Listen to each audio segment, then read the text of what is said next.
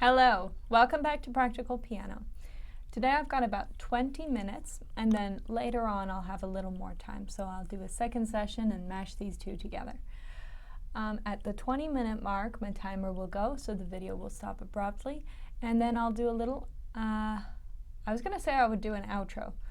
I probably won't. I'll finish what I'm talking about because I am usually in the middle of talking about something, or I'll finish what I'm playing. And then we'll mash that up with the next session. Now in this video series, I am videoing every time that I practice.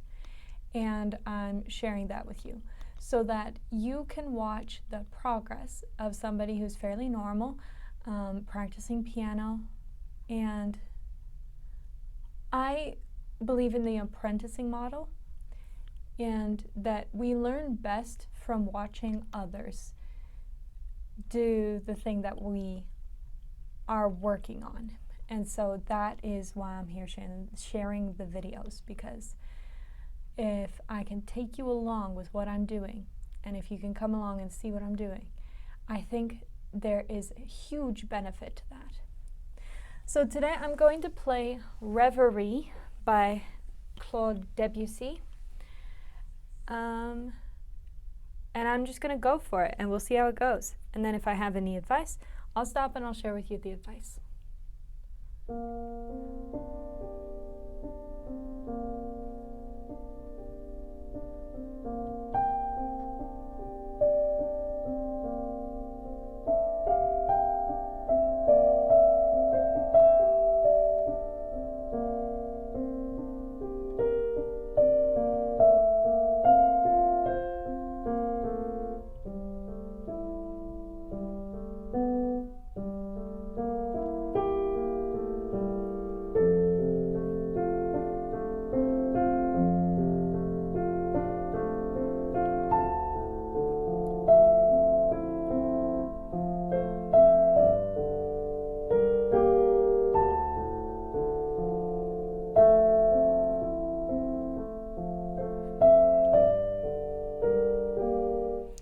Play this again because it wasn't as steady as I would like.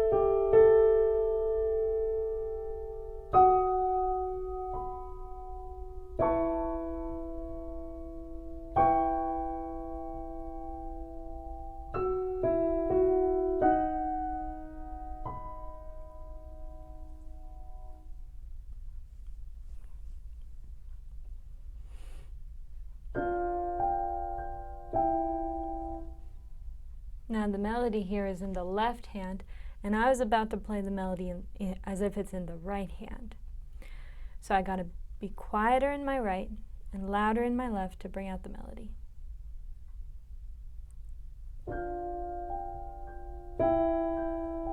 That's a bit too loud, but that's okay. We can temper it later.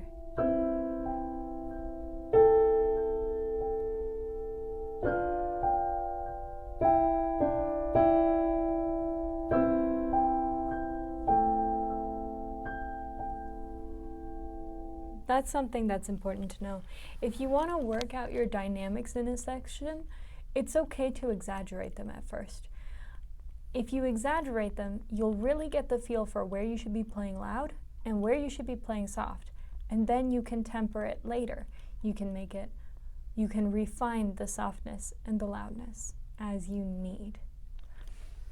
But start off a little closer to the extremes because it's easier to get it really, really exaggerated and then back off rather than try and finesse it from the beginning. It's hard to finesse when you don't have the solid block of this is loud, this is soft. Okay, this one. We'll play it again.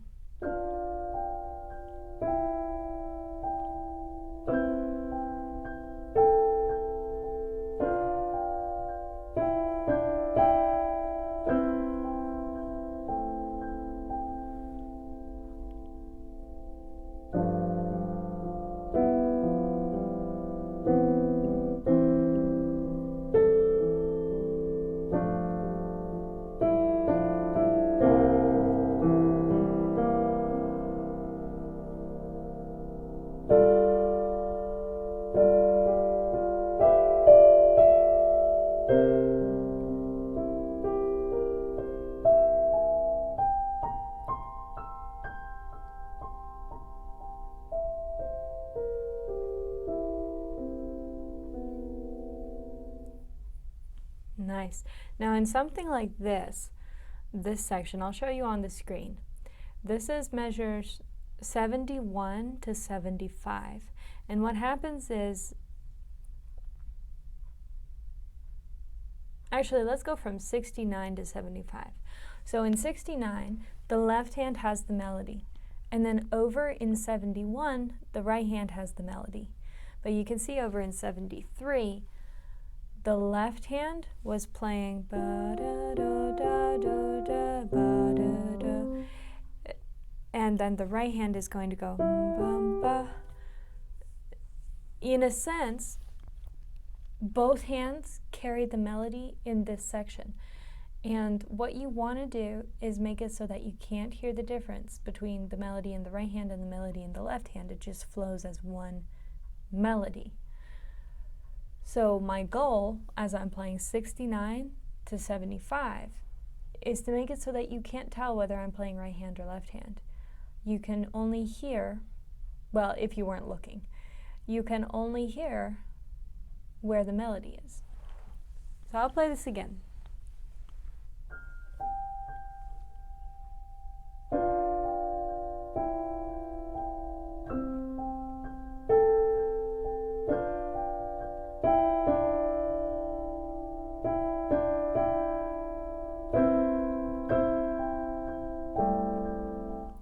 Let me do that again. I wasn't happy with that time.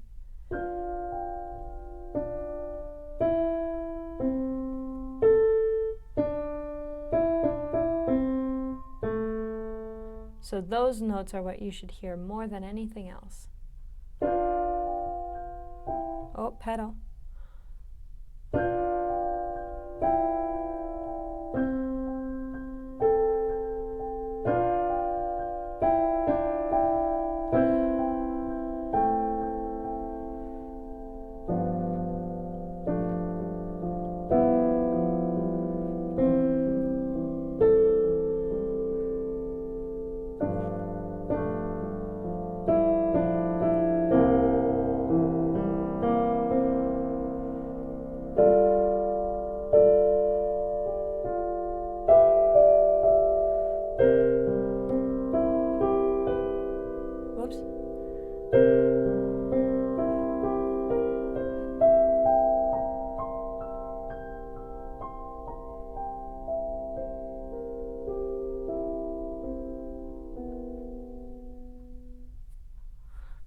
Nice, okay. I'm not sure I achieved it quite there, but that was pretty good. Oh, in 74 I'm supposed to be pianissimo, but I'm not working on dynamics yet as far as like trimming. I'm not aiming for pianissimo yet in that section because mostly I want to get the phrasing of the melody so that you can hear it regardless of what hand it's in at a pretty consistent rate. So I'm not going to go like super soft there right now, but I will work on that in the future. Now we're going to continue to the next section, which is incredibly tricky because the right hand and the left hand are sharing melody, and in between the melody, they're both playing something. So this part is hard.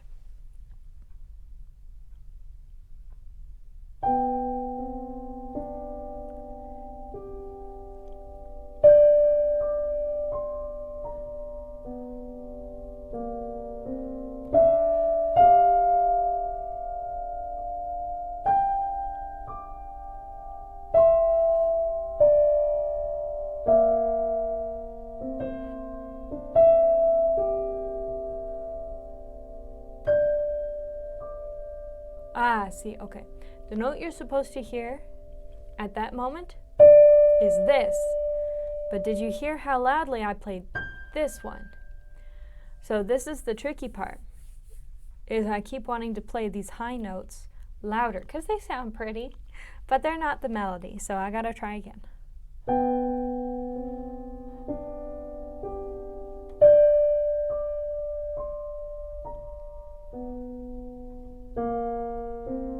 See, that one shouldn't be loud, so we'll go easy on that one.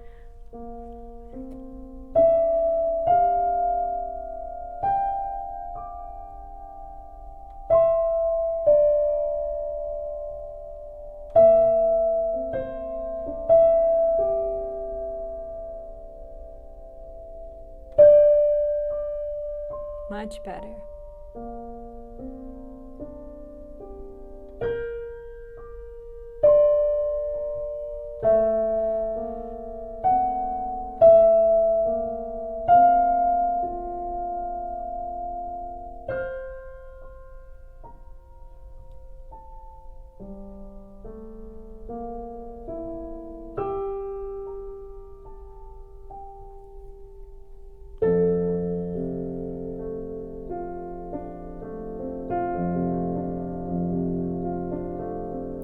There it gets back to an easy section, but I'm going to play this a bunch of times because that is hard and I want to get better at it.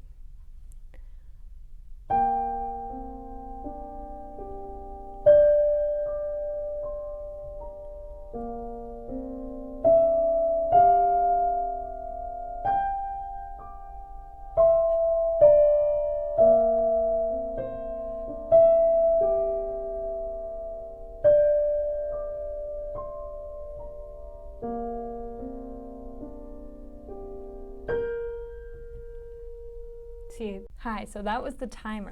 I'm going to play this one more time and I'm going to bring out just the melodic notes. What I was saying just there was that the right hand was too loud.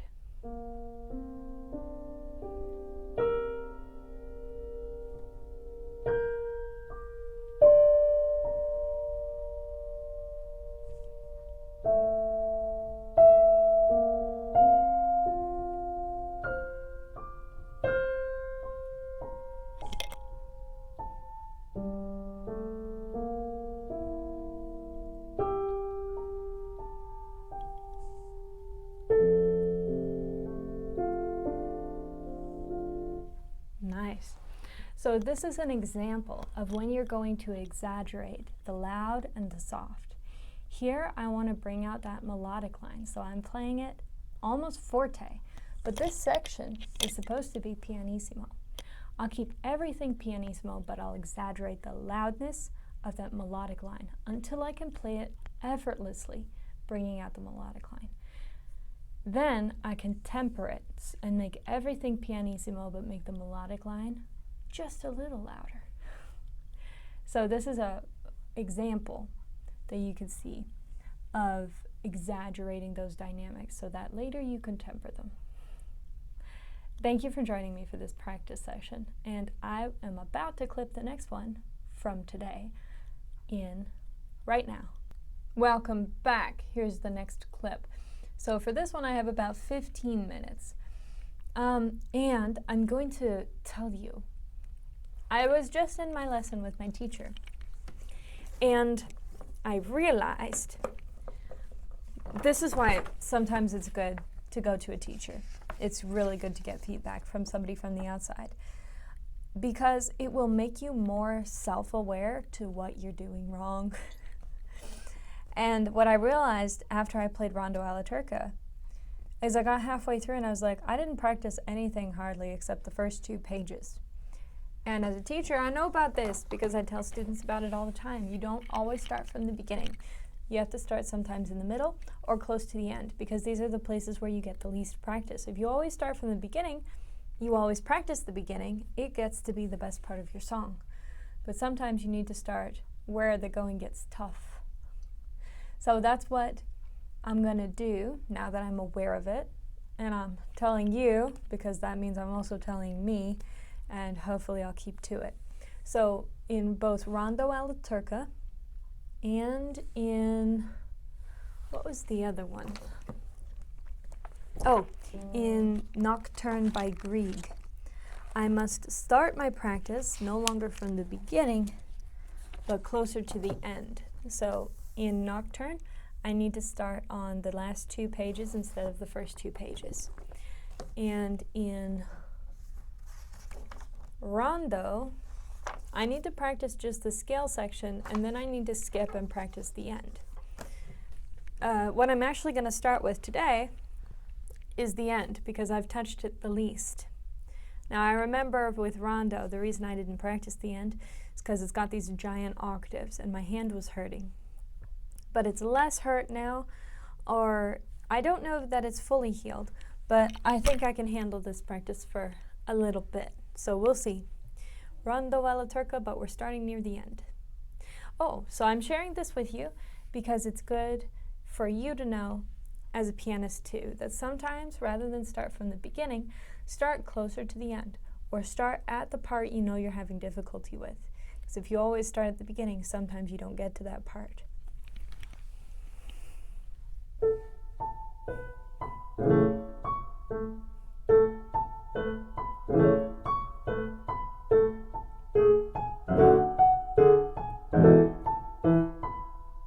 Is that right? Nope, it needed to be this one. Let's go again.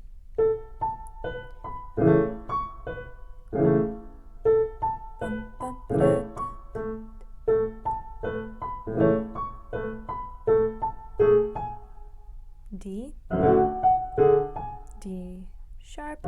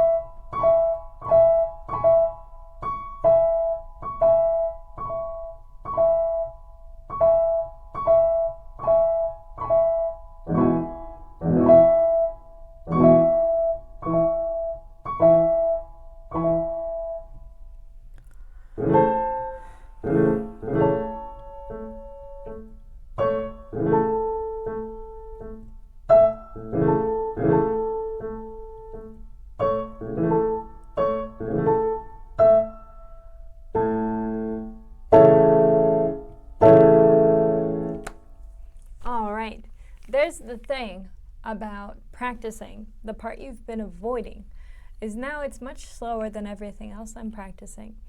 And so on one hand, you might get bored. I don't really get bored with piano, but some people do. On the other hand, it could be a little discouraging because everything else is so good, but this part kind of sucks. But just know that as you practice this section, even though you've been avoiding it, now that you're practicing it again, the more you practice it, the better it gets, just like all the other sections. So pretty soon, if you dedicate some time and energy and attention to it, it is going to grow into something pretty, just like the rest of your song. So let's play it again.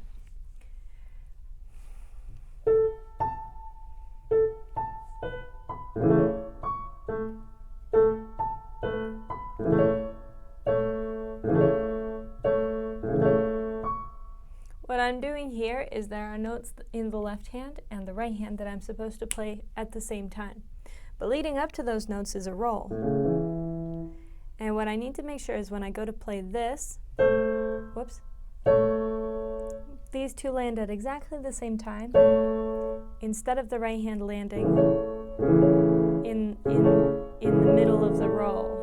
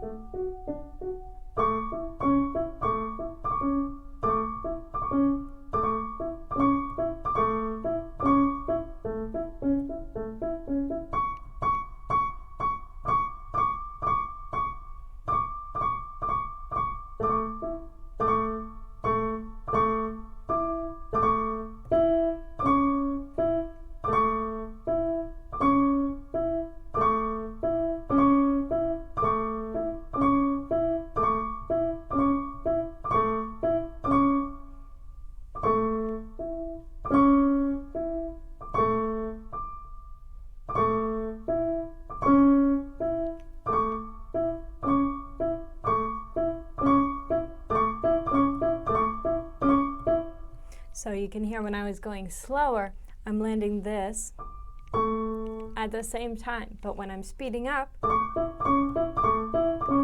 they're not happening at the same time. So my goal here is I'm going to play it slowly, make it happen at the same time, try and speed up a little bit, and continue to maintain that, but then I'll move on because I'm not ready to go very fast yet. So I'll just increase a little bit.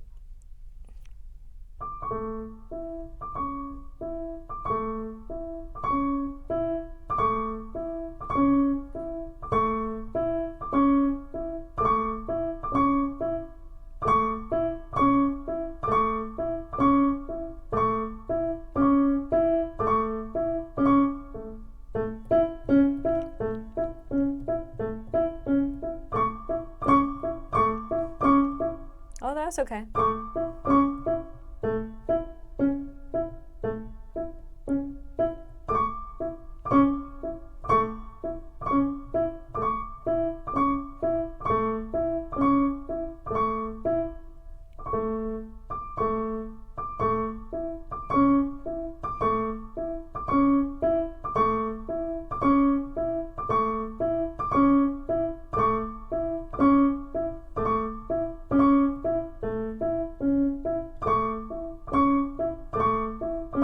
So that was the timer, and it's time to go. And I'm not going to finish what I was doing there. I was already making good progress. So thank you for joining me for this practice. I hope you found it encouraging or inspiring to watch somebody else practice, and I hope that it benefits your own practice. Remember that your best is good enough. You can't do better than your best. So it's got to be good enough. So go out and do your best. If you like this video, please like it. If you want more, subscribe. If you know anyone who would also enjoy it, please share and leave any feedback down in the comments. All right.